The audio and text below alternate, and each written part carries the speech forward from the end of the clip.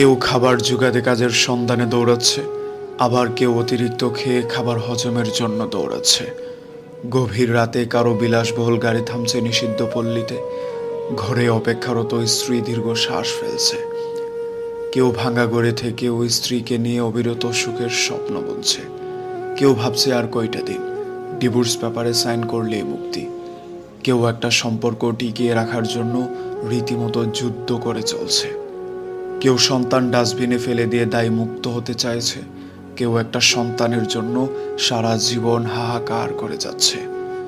কেউ লাখ টাকার ডাইনিং টেবিলে বসেও তৃপ্তি সহকারে ভাত খেতে পারছে না, কেউ পেঁয়াজ কাঁচামরিচ কচলিয়ে গোগ্রাসে ভাত গিলছে।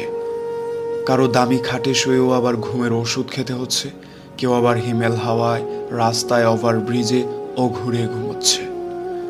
কারো পড়ার টেবিলে নতুন